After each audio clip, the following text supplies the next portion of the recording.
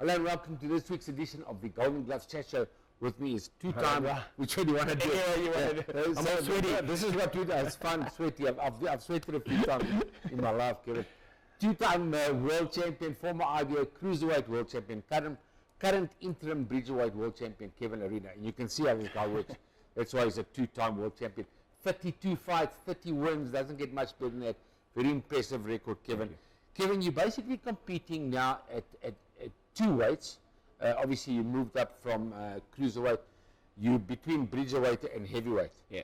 So my first question to you is, have you got a preference, or you find cruising at bridgerweight or heavyweight? Fighting in either weight, I mean.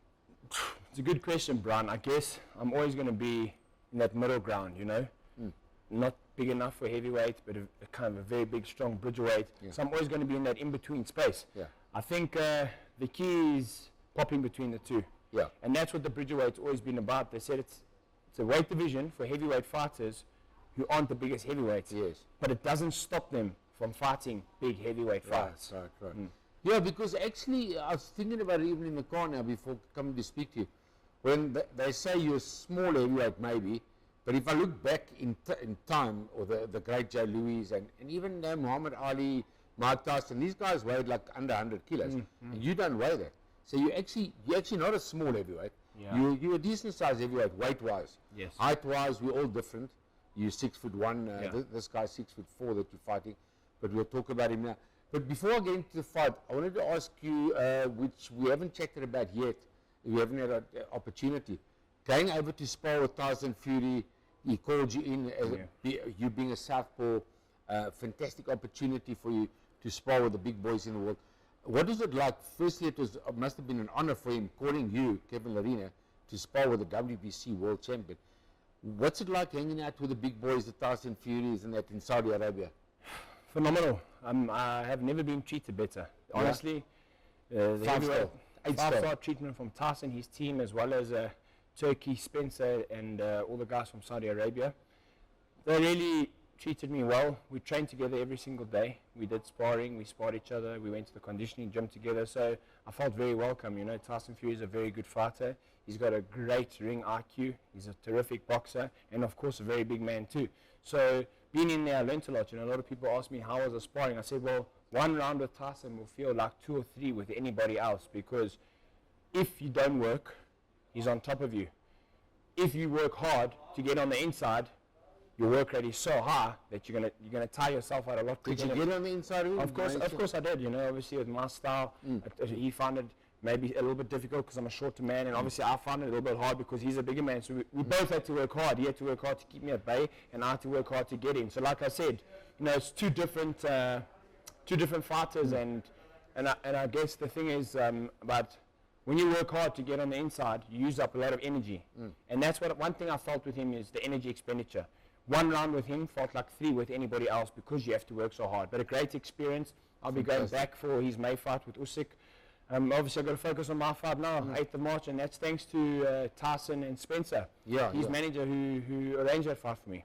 So just getting back to that fight, so obviously postponed now, unfortunately, due to the cut that Fury picked up.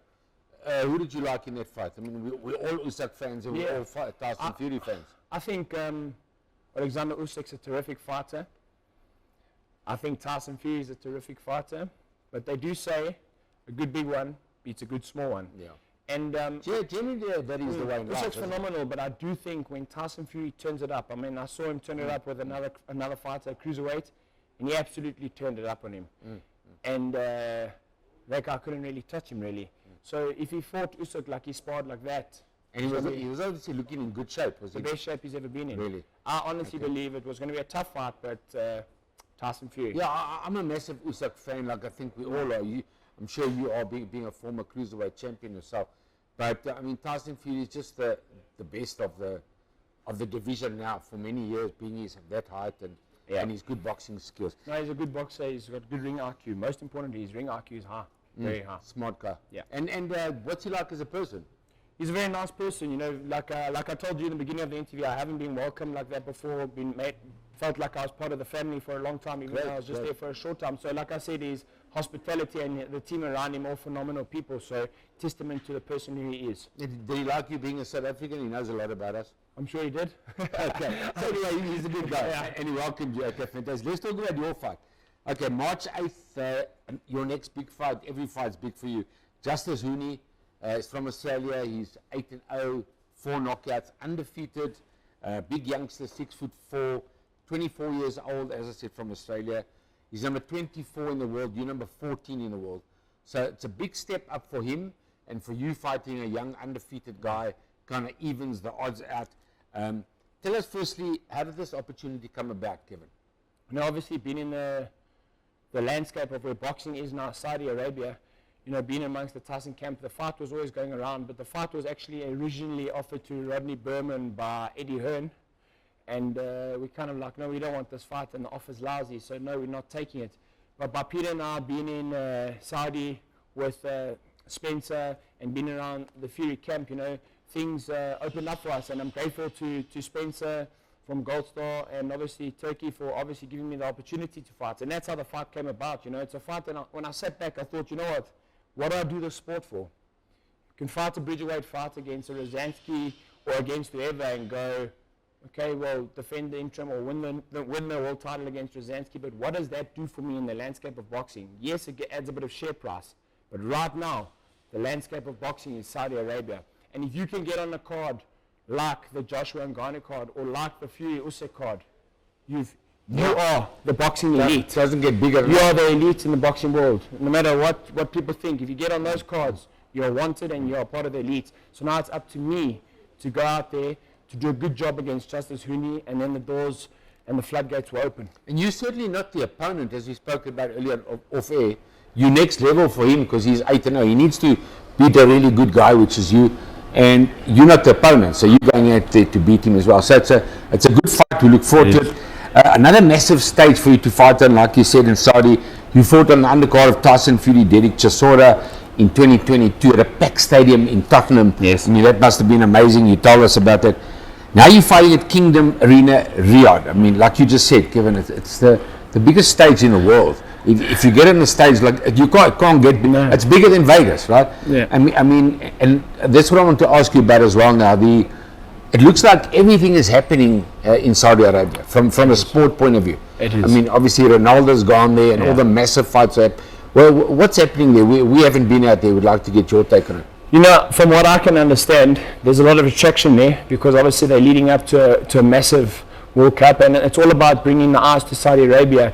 And the people in charge and the people involved, Turkey, Spencer from a boxing point of view, are really giving fighters true, real opportunity.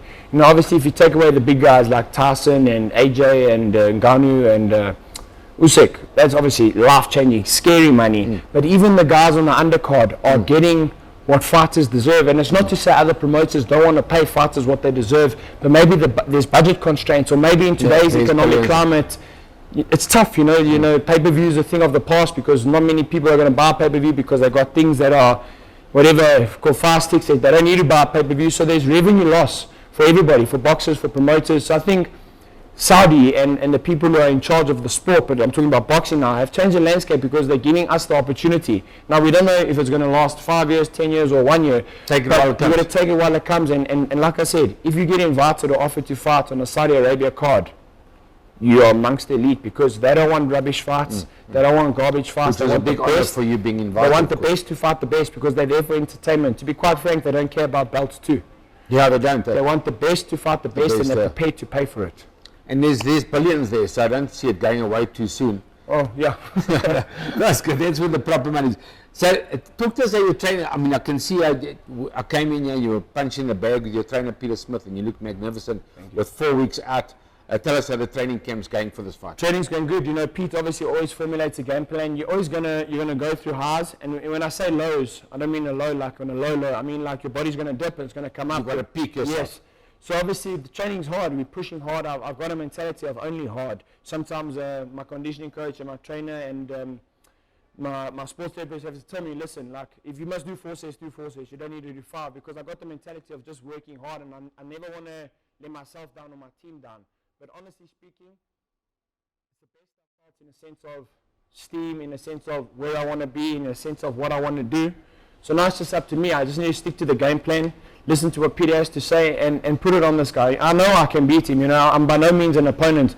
I know when I turn up, pretty much beat anybody I want to beat because of my awkward style. So it's just about peaking right. I think the most important part of this short camp, being only 7 weeks kind of thing, is peaking right and not over. When I say overcooking, but not coming in injured and that. So I think we're in a great space. You know, Peter's doing a great job. My conditioning coach is doing a great job. Everybody's got a role, and I'm just grateful and thankful to be in this situation. Does Peter ever tell you to calm down a bit, to take it easy, because you look like that kind of guy that just goes? I wouldn't say he says that, because Pete's also a annoying kind of guy, but I would say that he listens to me. If I say, look, I'm a bit flat, Peter's like, okay, cool, we're going to work skills today. We're going to work. It's not like we're not going to work, okay, you're going to have the day off because you're soft. No. Okay, well, maybe you're a bit tired from sparring, but we're going to work skills today. So maybe the output's not as high, but the mental focus still needs to be there. So he's a master at what he does, and it's just up to me to turn up every day and have my weekends off. A question I was going to ask Peter, and I'll ask you, the trainers there, like Tyson Fury's trainer or Ngannou's trainer, anybody's trainer,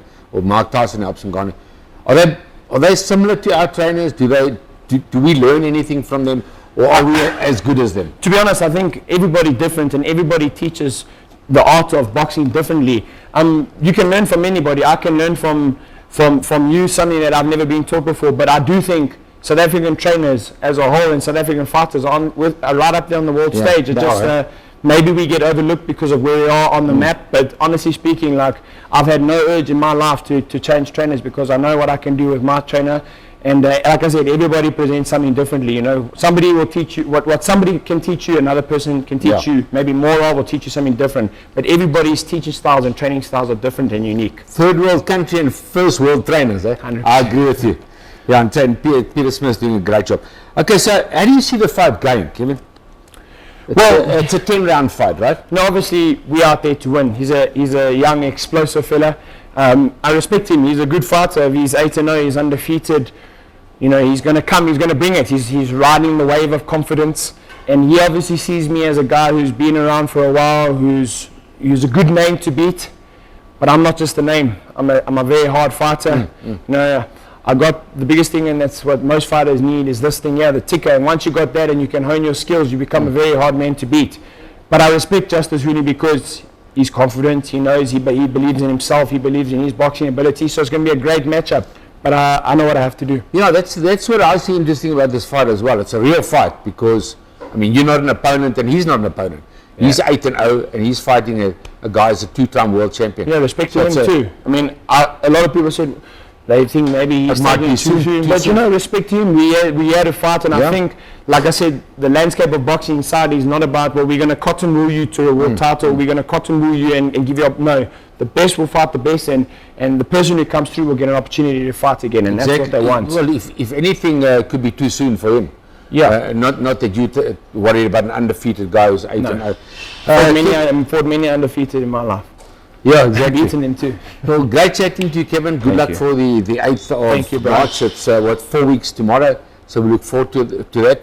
Go fly the flag high like you normally do, and make us proud. Appreciate it. We look forward to seeing you back in South Africa and Empress Palace. I want to just give a massive thanks to my South African supporters. You know, to obviously you, Super Sport, who's my South African and homebred, African and worldwide network. Obviously, Golden Gloves, Rodney Burners, a phenomenal job. You know, we've got to this opportunity by fighting and winning and being a courageous, tenacious fighter, but we've had opportunity for people backing us. So thanks to Rodney, Empress Palace, and all those involved. But it's Riyadh season now, and I look forward to it. Thanks, Kevin. We look forward to seeing you back here. Thank you. And World Sports Betting can't wait to host you again. Thank you. From me, Brian Mitchell, thank you for watching.